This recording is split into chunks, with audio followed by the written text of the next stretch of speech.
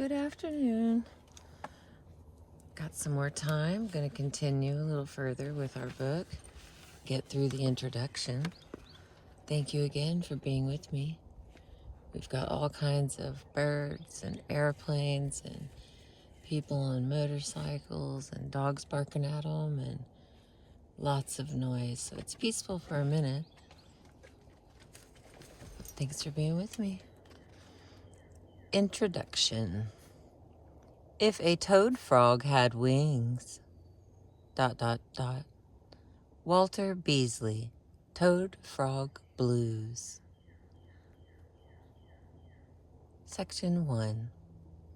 The Blues as Poetry.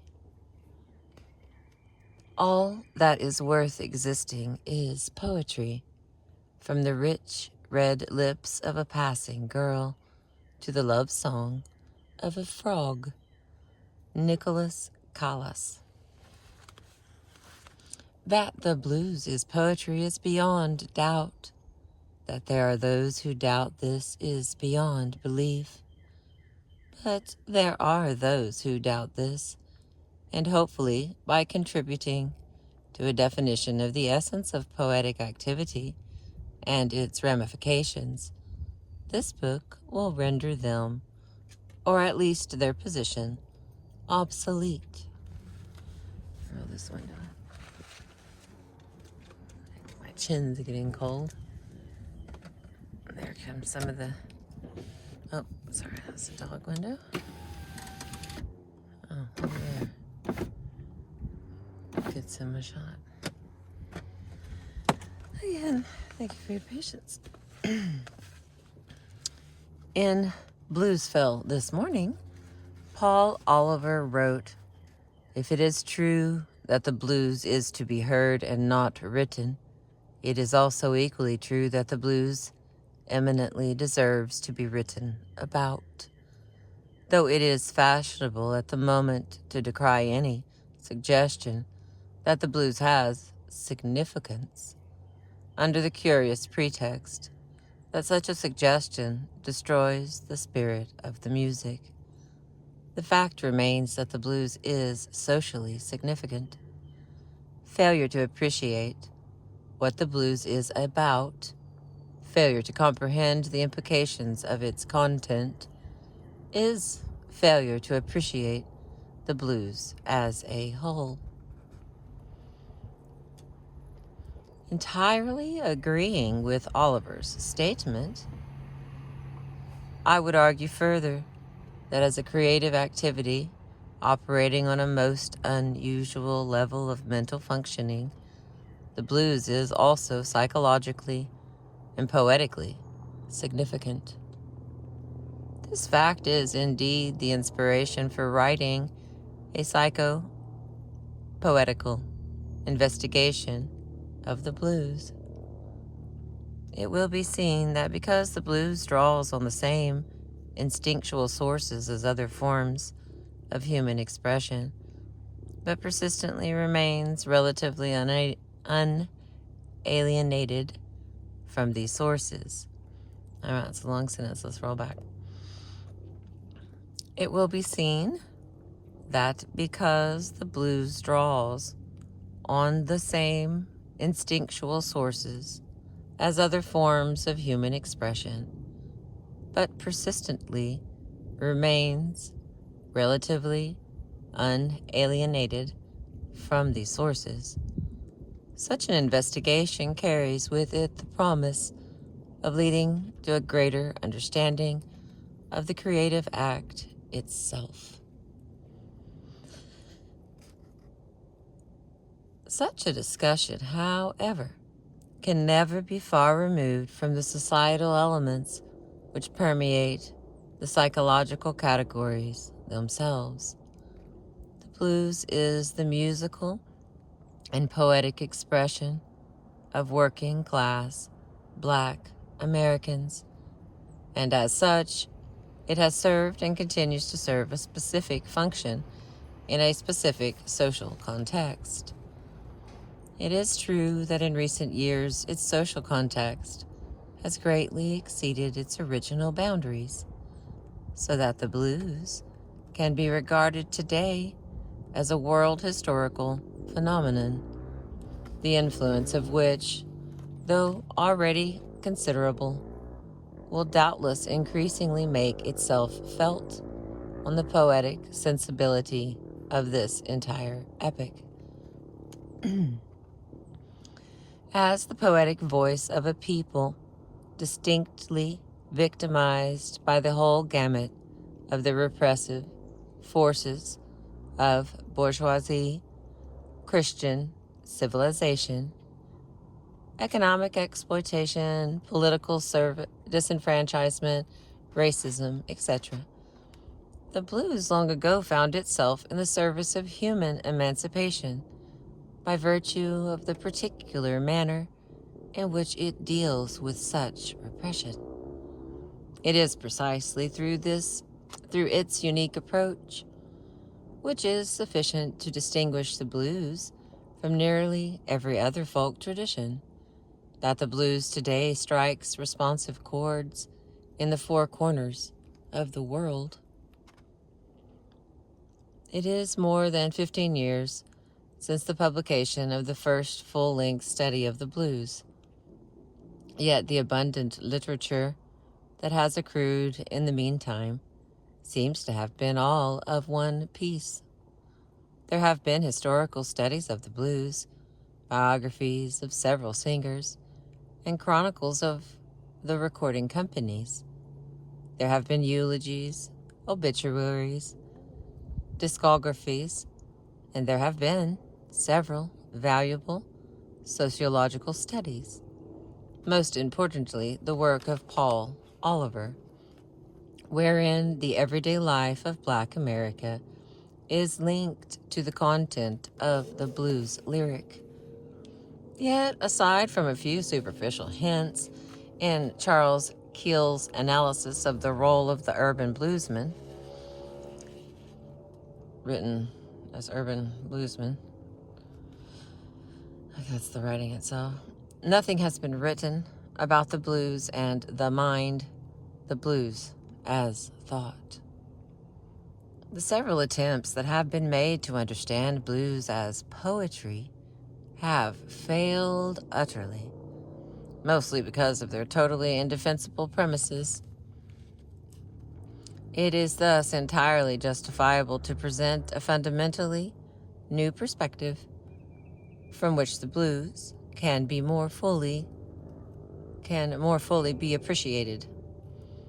I have not submitted to detailed criticism each older theoretical perspective, and I have attempted to avoid recapitulating the discussion of other authors insofar as they are concerned with matters outside the domains of psychology and poetry. Those who, for example, seek a greater understanding of the social basis of the blues can find a useful analysis in Oliver's Blues Fell This Morning and his later writing Screening the Blues from 1968. Above all, one should not look here for a historical exposition or a complete study of the various aspects of the blues.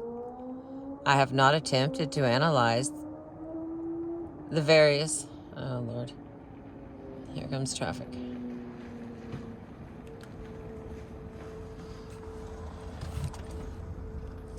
I have not attempted to analyze the distinguishing features of the blues as it is sung in different geographical regions, like Delta blues, Texas blues, Chicago blues, etc., or with one or two exceptions, to evaluate the influence of the blues people's everyday lives on their songs. Oh my Lord. Yes, there we go. Or with one or two exceptions, to evaluate the influence of the blues people's everyday lives on their songs by individual research. I have nothing to add to the theory of the musical structure of the blues and have not attempted to relate it to other musical forms. I have tried, rather, to give emphasis to those aspects of the blues which I feel have, until now, been almost totally ignored. While the framework of this book thus remains poetic and psychological throughout, I have not hesitated to reintroduce social and political concepts, like class conflicts, for example, when I feel that such concepts were neglected in earlier studies, and especially when they throw light on the particular emphasis of the present work.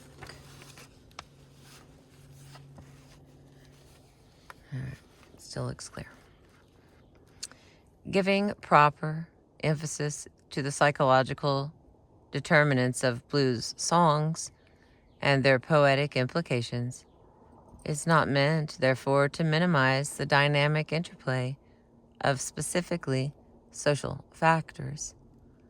While this is not the place to discuss the substantive nature of these social factors in the blues, it must be stressed that socio-economic determinants, which have been pointed out by other authors, lose none of their validity by our unveiling of psychic factors as well.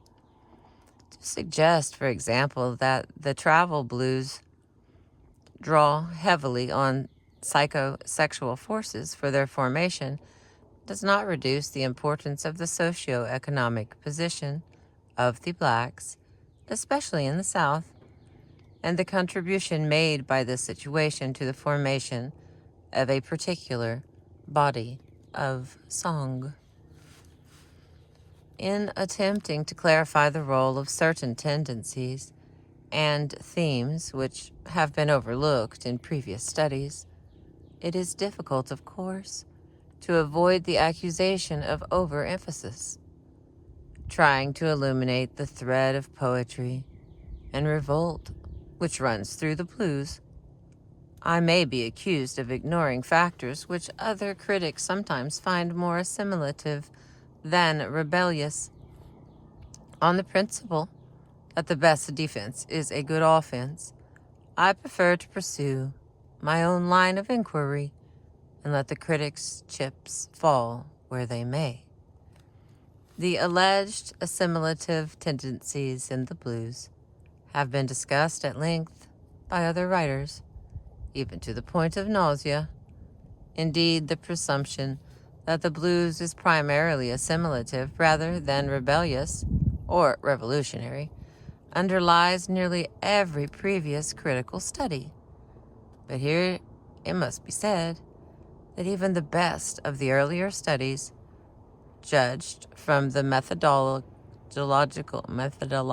standpoint, reveal serious deficiencies.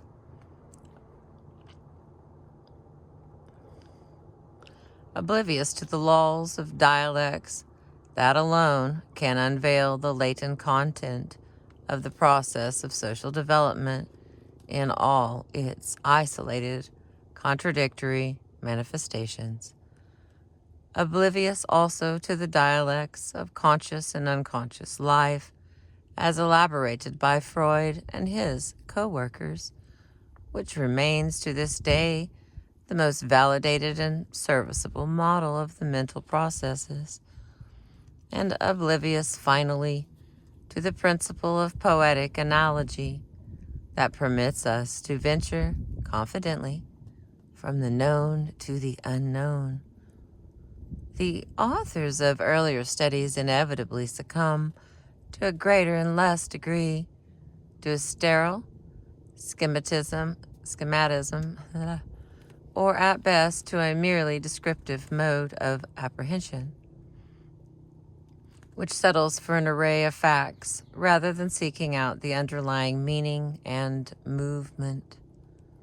One would think, from the works of even the best of the blues critics, that such figures as Hegel, Fourier, Marx, Lautréamont, Blood, Freud, Roheim, and Breton, Teague, and Perret had never existed. And this is to name only a few of those who have, in the last century and a half, contributed most to the elucidation of the role of the subjective factor in history and of the complexities of intersubjectivity in social development. There is consequently a one-dimensionality in the existing studies, an effort to restrict the blues to more or less positivist and in any case hopelessly simplistic frames of reference. Quite simply, there is much to be said about the blues that has not been said. Developing new insights as well as tying up loose ends and patching up holes can easily lead to either a disjointed mass of facts, interpretations, and speculations, or if one chooses to scrutinize the elaborations of other writers, a huge, redundant volume, out of which could be mined, by the diligent reader, a few new ideas. I have chosen to risk the former rather than the latter, with the hope that both the reader's familiarity with the blues and blues studies, and my occasional recapitulation of earlier viewpoints will mitigate the troublesomeness of the tangled mass. Although the following investigation is in large part psychological in its focus, by no means do I pretend to elucidate clinically the psychology of the blues singer or the psychology of the Black American, nor do I propose to clarify every psychological contribution to a specific theme, even if the theme is one to which I have devoted much attention. I have preferred to concentrate on themes and tendencies that I find intriguing, or on those which, without receiving the attention they are given here, would otherwise remain obscure. This, of course, is another reason why it would be erroneous to view this work as anything but a contribution to the understanding of the blues. The third chapter of this book is devoted to a discussion of some of the mental mechanisms that relate to our enjoyment of the blues. Well, this chapter will no doubt seem less relevant to some than to others. It is really a necessary prerequisite to understanding the later discussions. In addition, certain psychoanalytic terms are used through this book, which, for the benefit of those unfamiliar with Freudian thought, I shall briefly define here. First one is primary process. Refers to the type of mental activity characteristic of the unconscious. And secondary process refers to more rational mental functioning, like those levels of functioning associated with consciousness, reasoning, etc. Psychoanalytically, repression refers to that process whereby something, like an idea, memory, etc., is rendered incapable of reaching consciousness. Politically, of course, repression refers to various forms of punitive domination and external restraint, many of which, when institutionalized, like in the family, become almost indistinguishable from their psychological counterparts. These concepts will help us understand the blues.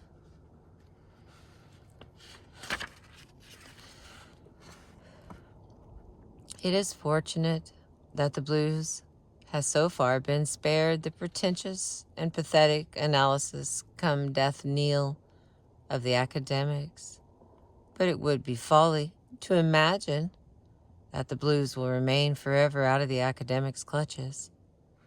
The barest beginnings of the academic intervention are already visible as a concrete, full-blown reality It is scarcely imaginable without a shudder. Thus, in spite of the enormity of the task, I still hope this book will help rescue the blues from the total incomprehension which I am sure awaits it in academic circles. It will not be long before the structuralists, phenomenologists, neo-Thomists, and a host of other academians,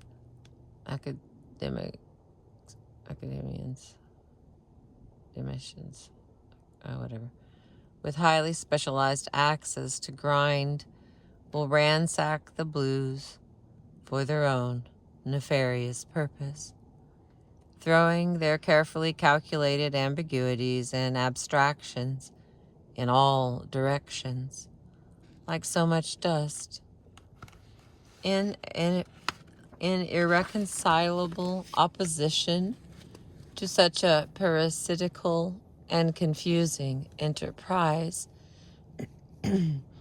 which belies which belies a wholly imperialistic approach. Every effort has been made in the present study to present the blues in its full integrity, walking freely on its own two legs, so to speak, rather than employing crutches to hold up thin pasteboard notices of one or another dubious hypothesis. The blues has need of academic explications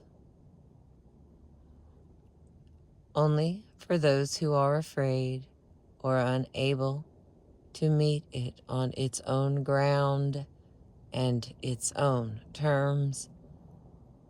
I have not hesitated to make use here and there of psychoanalytic, philosophical, and poetic instruments of exploration, but their use has been precisely to shed light on obscure mechanisms rather than to bind and immobilize the reader or to force the blues into some prefabricated mold.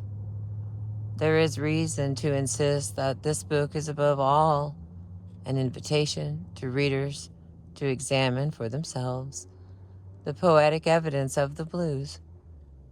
That is why in the following pages I have preferred so frequently to let the blues singers speak for themselves. The purity and depth of their own testimony in the songs they have created more than justify the numerous direct quotations from blues songs throughout this book. In addition, hopefully the concept of poetry, which, as an activity of mind, has been totally ignored by the same critics. So preoccupied have they been with outmoded theories of meter, rhyme, and the retrograde, doltish sniveling of T.S. Eliot, maybe E-L-I-O-T, Ezra Pound, and their ilk. Hopefully, everything having to do with poetry, in the most vital and active sense, as the revolt of the spirit, will be clarified in the discussions that follow. Other dangers that threaten the blues, most specifically the danger of the white predator, will be discussed at length in other chapters.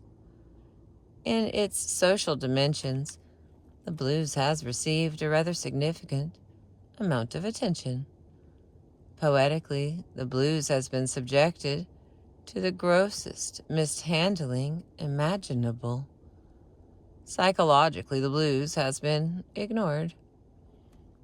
This present study draws on poetic as well as psychological perspectives to gain insight into the nature of human creativity in repressive society. Yet the most specific perspective from which I will focus on the blues is the surrealist perspective. For it is surrealism that illuminates poetry today and restores it to its fundamental prerogatives. It is surrealism that confronts the whole dynamism of the creative process in a way which goes beyond psychoanalysis, beyond sociology, beyond all academic frames of reference, beyond all mysticism, and it is surrealism that sees a means to freedom and life which is truly livable in the fullest understanding of the poetic act.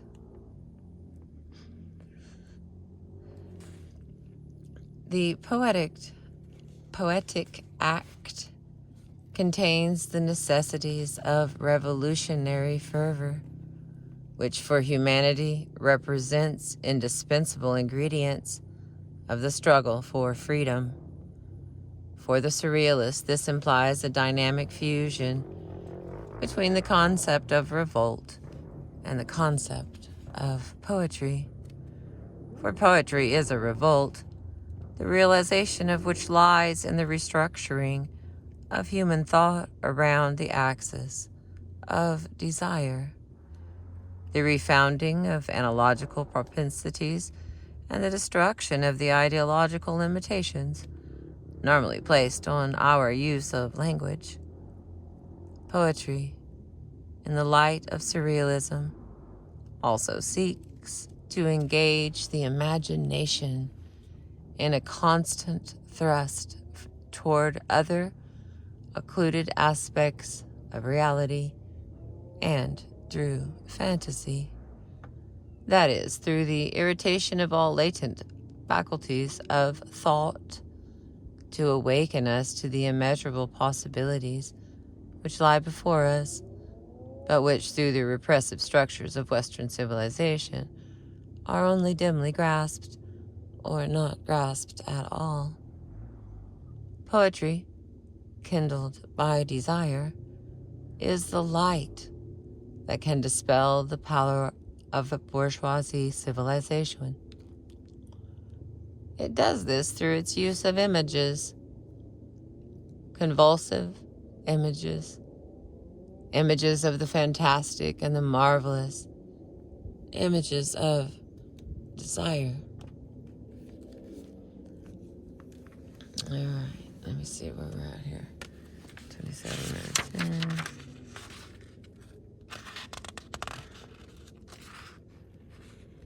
There's 7 more pages. It's gonna push it, but then we'll be done.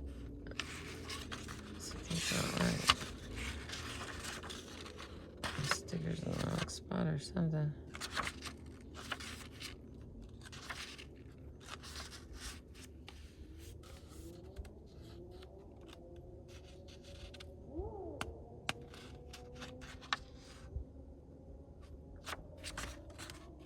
Okay, whatever. I'm just gonna keep reading. I was gonna try to break it up, and then I changed my mind.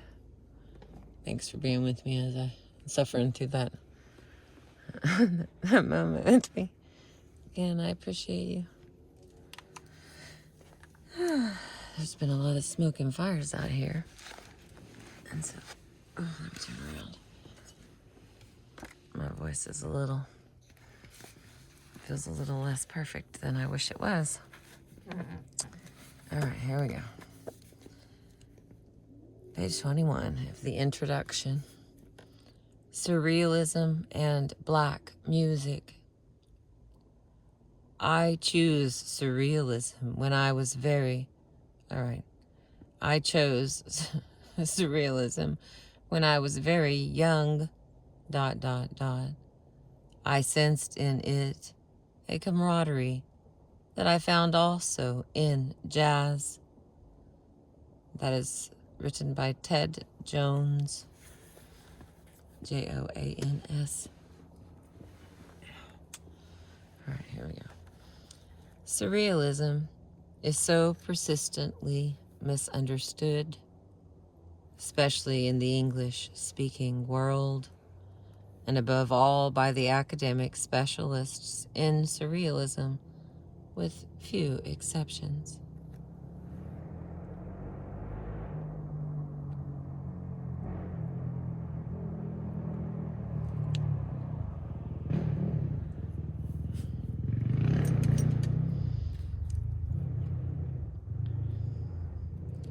Surrealism is so persistently misunderstood, especially in the English-speaking world, that a brief digression seems called for here to specify in somewhat greater detail the fundamental premises of the present work.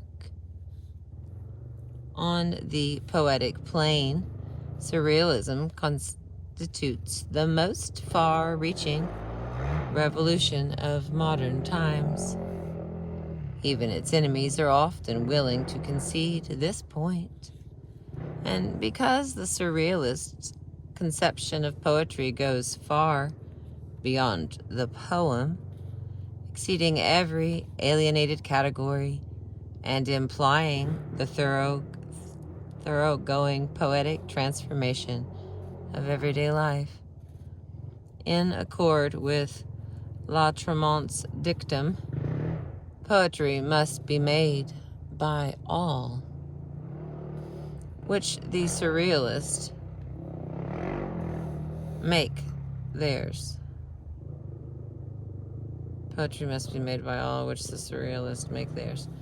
The surrealist revolution increasingly extends its hegemony over all problems relating to human expression. In English-speaking countries, most developed industrially, and to some extent for that very reason, most backward, poetically. These are the longest sentences in the world. Okay, I really like this person because they like words. I like words too, but they like a lot of words, and then there's like so unbelievably many commas, like because it's like the whole paragraph's 2 sentences. All right, here, let me get back in this. Let's jump in the rope. We gotta get in on the jumping rope. All right. Poetry must be made by all, which the surrealists make theirs. The surrealist revolution increasingly extends over all problems relating to human expression. In English-speaking countries, most developed industrially, and to some extent, for that very reason, most backward poetically, surrealism has only recently found its voice in a sustained, organized activity. The movement's greatest theoretical works by André Breton, Benjamin Poirier, René Creval, Pierre Mabelli, Vincent Bonheur, Karel Tiggy, Wroclaw Effenberger,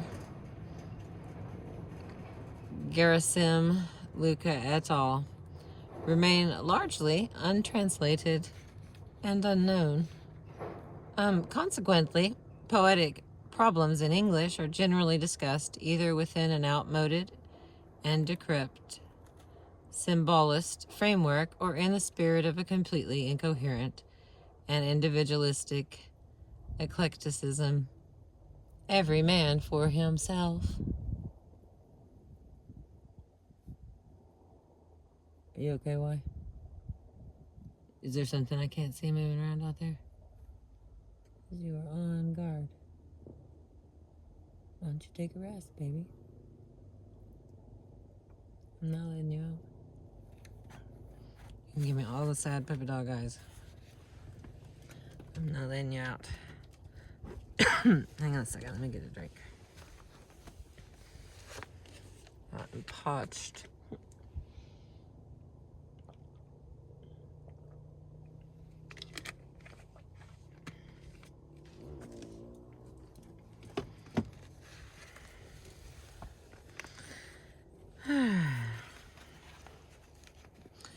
It is not our purpose here, however, to present an outline of the Surrealist project. Despite the paucity of Surrealist works in English, a number of particularly important texts have recently become available, to which the reader is referred.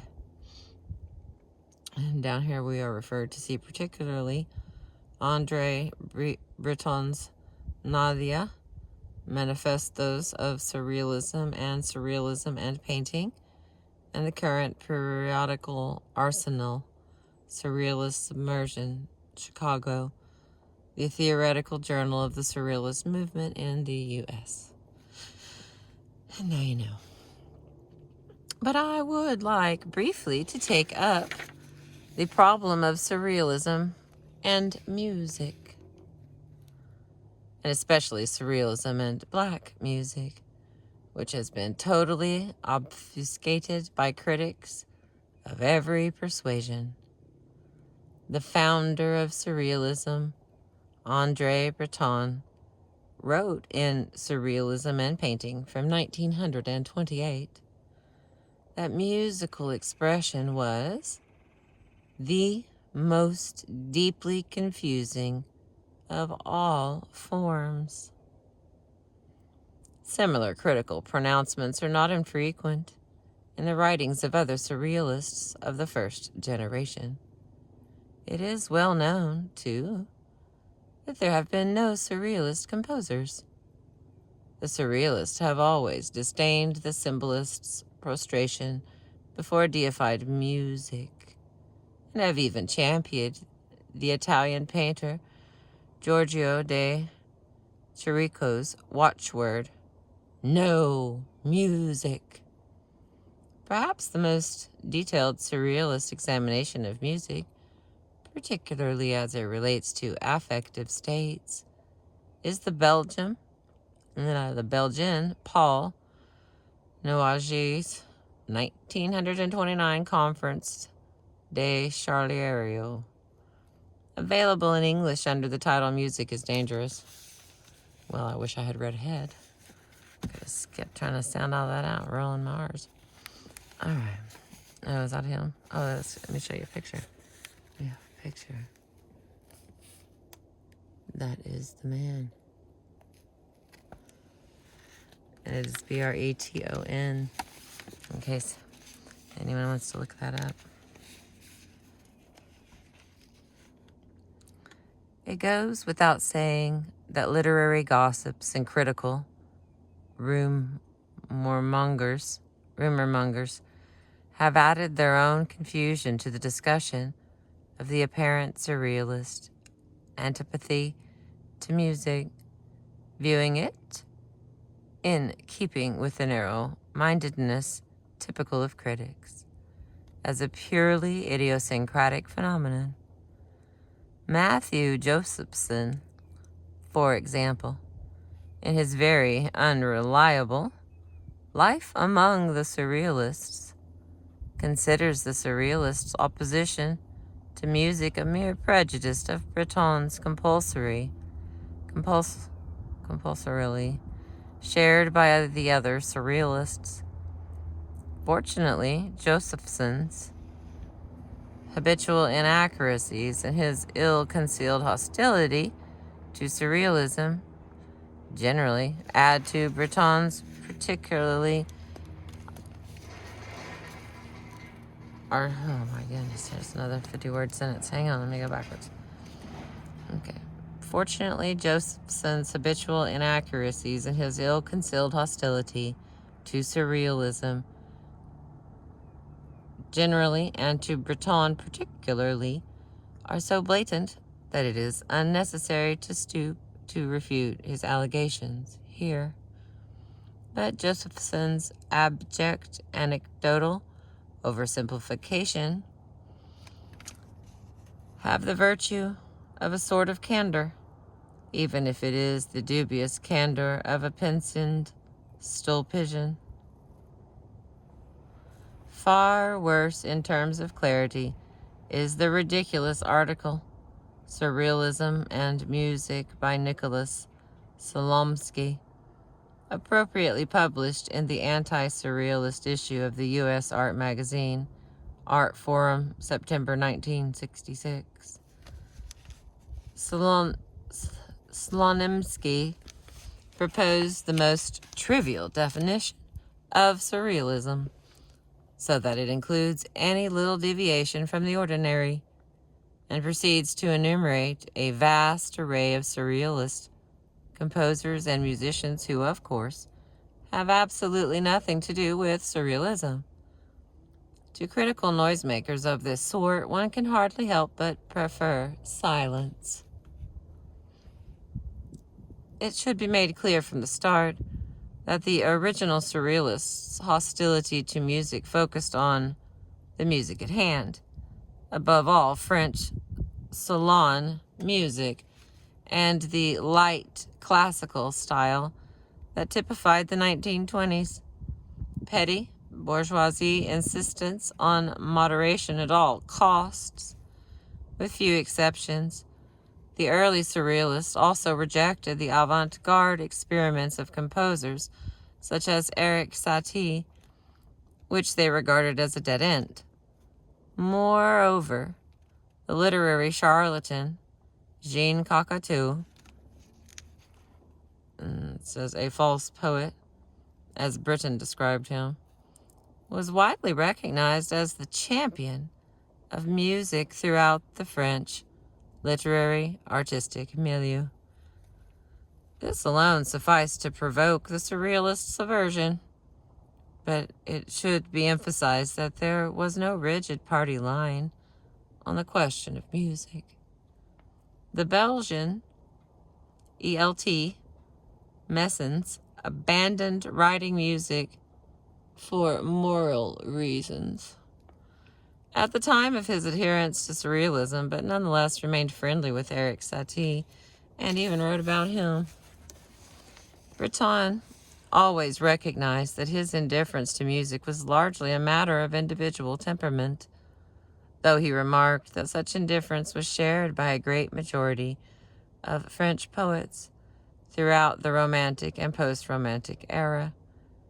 But I am told that Breton was fond of certain popular French theatrical songs, music roughly comparable to the librettos of Gilbert and Sullivan.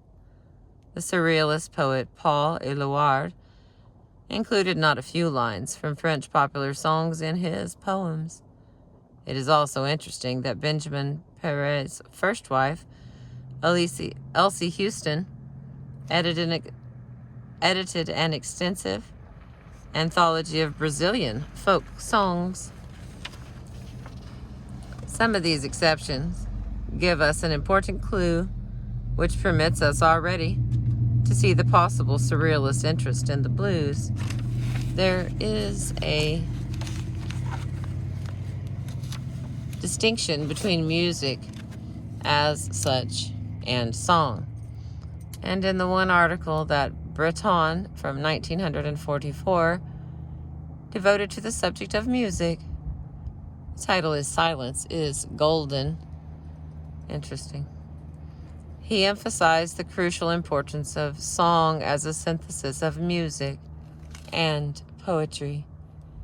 In this extremely important and suggestive article, Breton, recalling Hegel's classification of the arts in which music follows poetry but precedes the plastic arts, he declares boldly, all right, here's a quote, "I am convinced that the antagonism which exists between poetry and music, apparently affecting poets much more than it does musicians, and which for some years seems to have reached its height today, should not be fruitlessly deplored, but, on the contrary, should be interpreted as an indication of the necessity for the recasting of certain principles of the two arts." And he continues, "I am merely taking up again one of my favorite themes, that we should never miss an opportunity to take by the horns all the things presented by modern thought in order first to protect ourselves from them, then to tame and overcome them. ...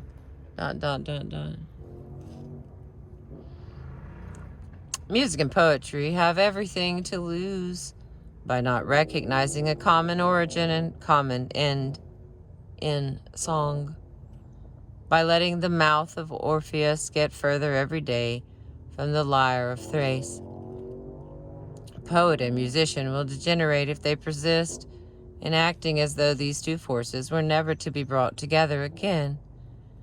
It is significant, by the way, that this article by Breton has elicited no response from the critics, who as usual prefer to ignore whatever falls outside their preordained hypotheses. More regrettably, the article seems to have provoked little response from musicians either. It could be said that in music the first surrealists found themselves especially interested in extra musical qualities, such as in painting. They insisted on extra painterly qualities.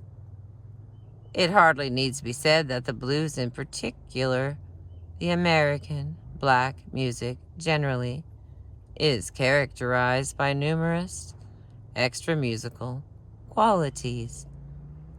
For the blues is primarily sung, and like jazz involves an entire comportment, thoroughly rooted in the violent exigencies of the black U.S. proletariat throughout the post-slavery epoch, and sufficient to place it well beyond the categories of any mere aesthetics of music.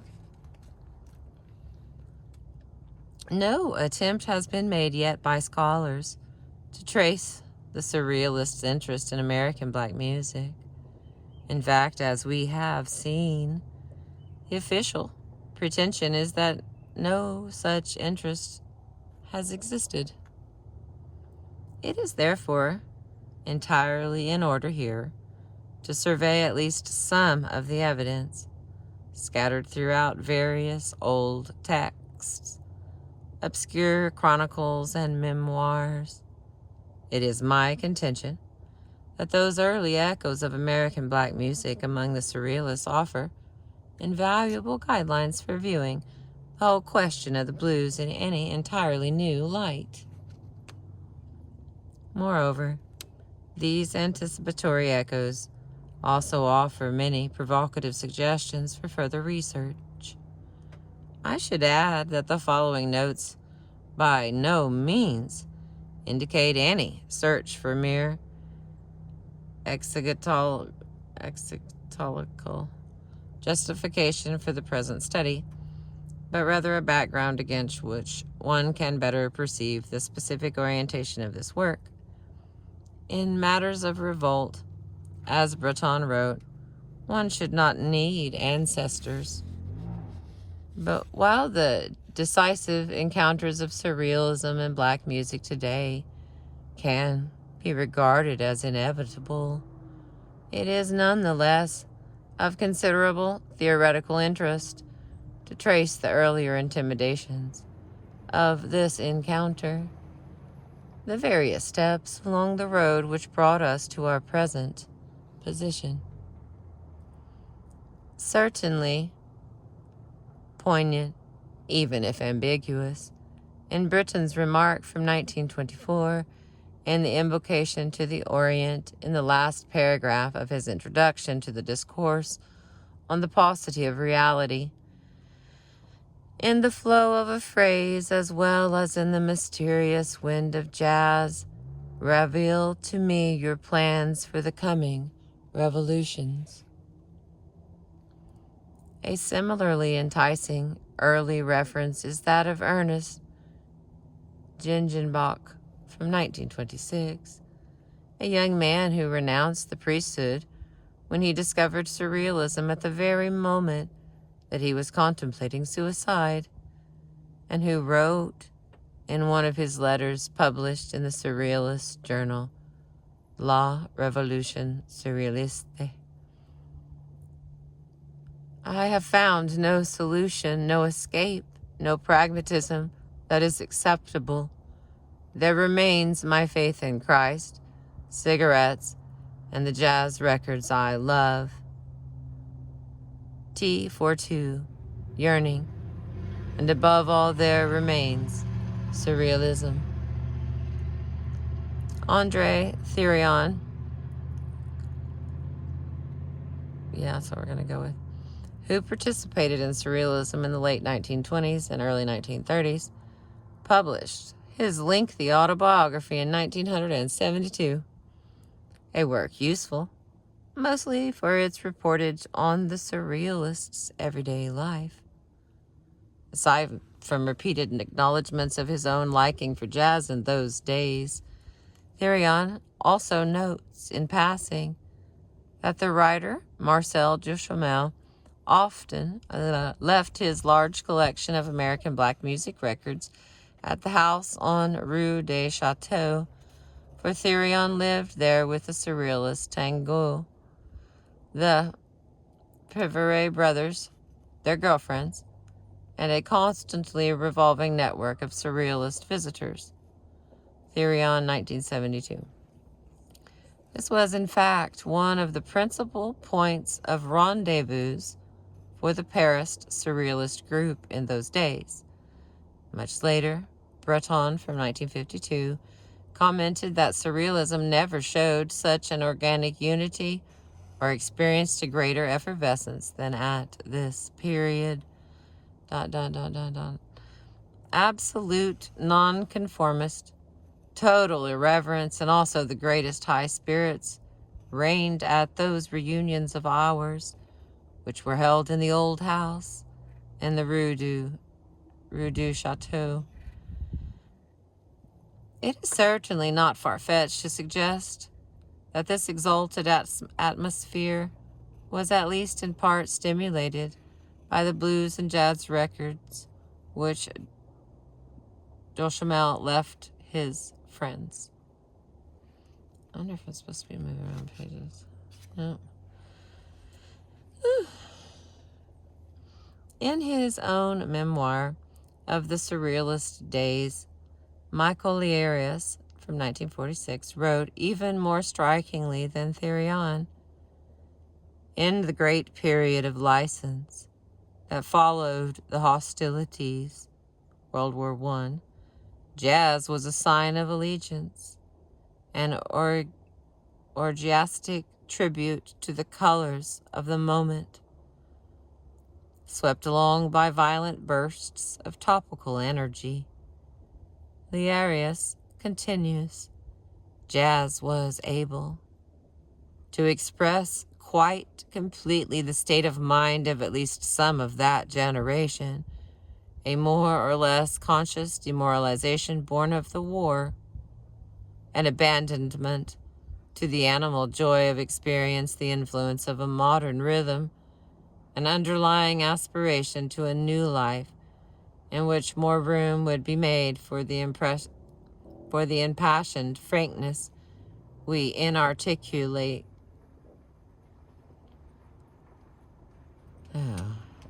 Modern rhythm and an underlying aspiration to a new life in which more room would be made for the impassioned frankness we inarticulately longed for. Yeah.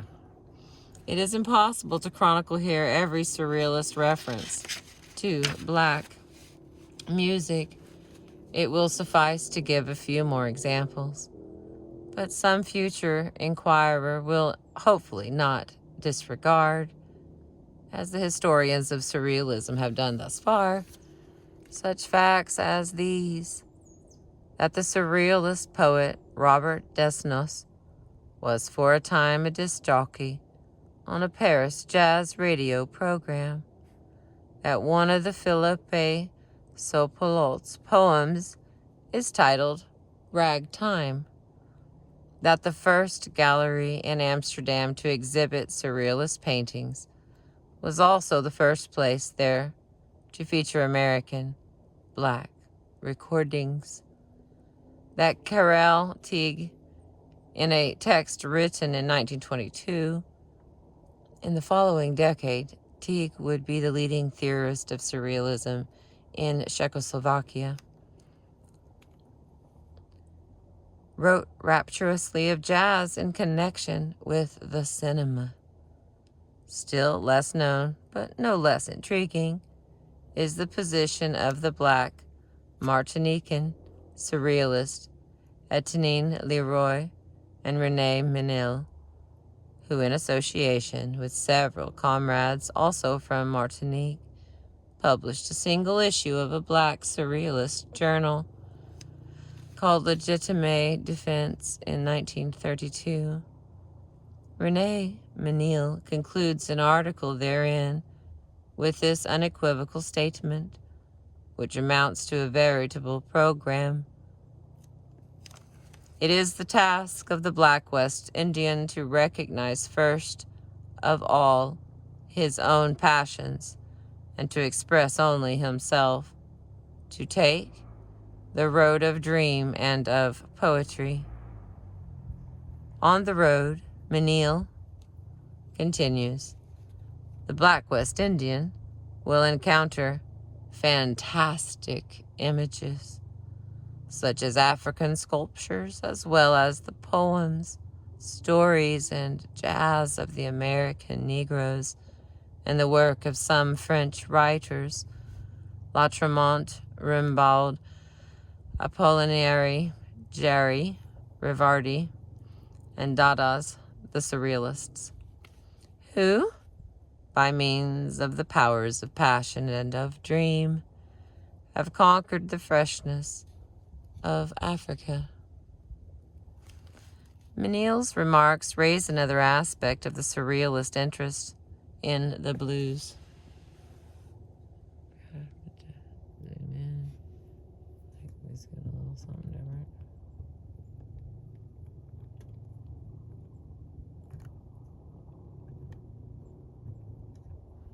One more trees. Okay.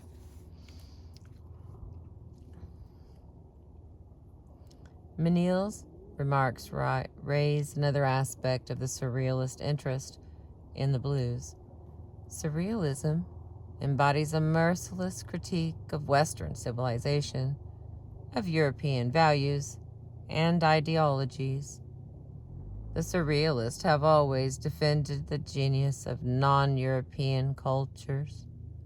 The American Indians, Asia, Oceania, the Caribbean, Africa, in which they found and continue to find forms of human expression that are fresher and less accommodative to the structures of individual and social repression.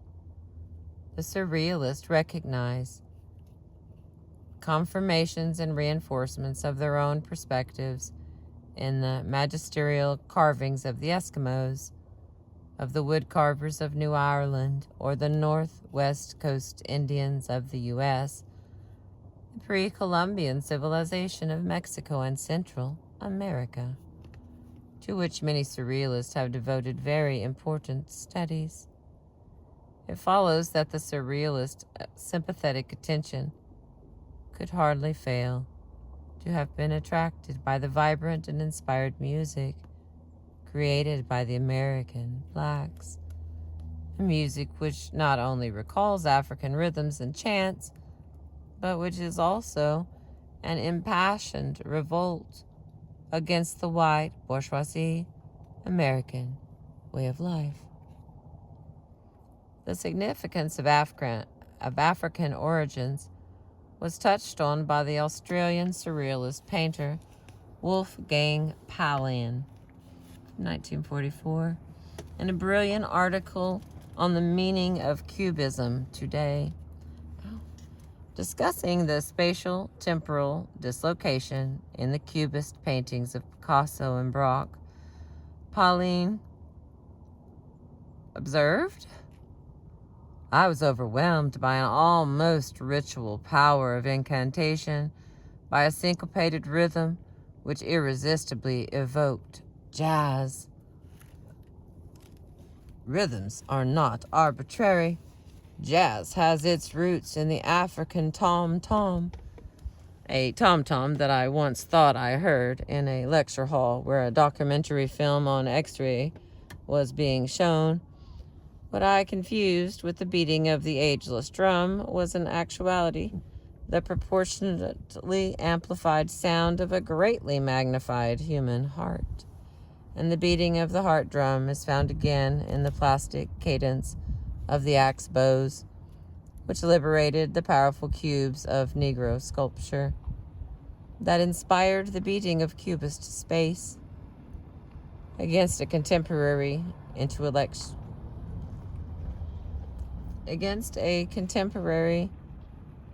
intellectuality given over to its pretension of being the accountant of the universe.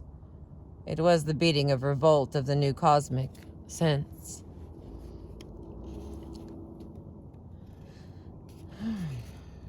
One page left. The echo from Africa is also insisted on by the Spanish poet Federico Garcia Lorca, who, though never a formal adherent of surrealism, was very close to the movement in the years immediately preceding his murder by Franco's fascists in Spain in 1936. It is probably not a mere coincidence that his most surrealistic work is also the work most permeated with the influence of Black America, titled Poet in New York. The poetic record of Lorca's voyage to the New World, which is evidently the first major surrealist work to bear the unmistakable influence of American Black music. In a letter written at the same time as this book, Lorca wrote, 1930, ... The sad folk of Africa move in a limbo, adrift in their American setting. The Jews and the Syrians and the Negroes, above all the Negroes, or the spiritual axis of America has been shaped by their sadness. The Negro living close to pure human nature and other forces of nature.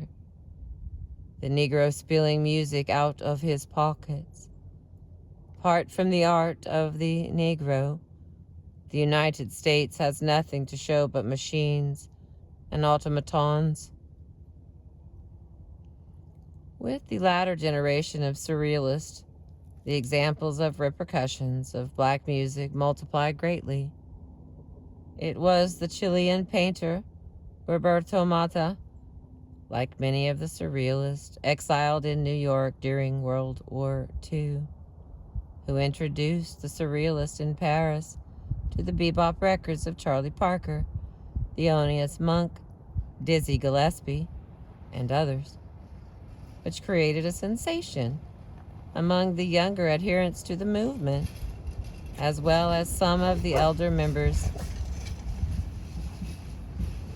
In a 1951 painting by Victor Brunner, for example, is titled Thelonious Monk.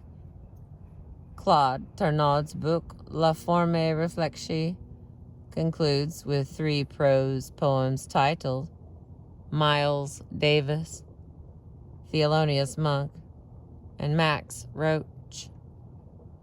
A later work of Tarnaud's is dedicated to Monk, another of the leading figures of post-war surrealism, who has since retired from collective surrealist activity. Gerard Legrand wrote a book in 1953 titled Puissances de Jazz, Powers of Jazz, and jazz influences are evident in his later works. His poem, Thanks for the Sphinx, carries the epigraph featuring Johnny Hodges.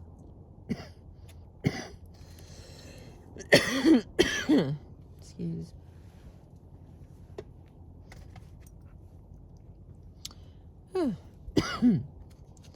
It is also interesting to note that in his preface to Breton, Poetic et Autres, which Legrand edited, he compares Breton's stance to that of certain jazz tenor saxophonists, Coleman Hawkins, John Coltrane, most of the younger surrealists in France, Czechoslovakia, Denmark, Holland, and elsewhere have indicated their marked affinity for the revolutionary currents in jazz.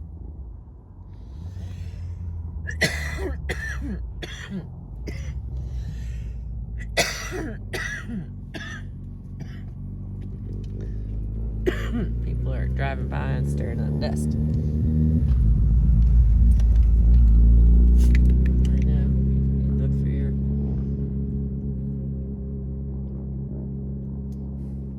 Alright, like 2 little paragraphs to finish this. So I'm going to try here. Again. Just a little bit of a cough.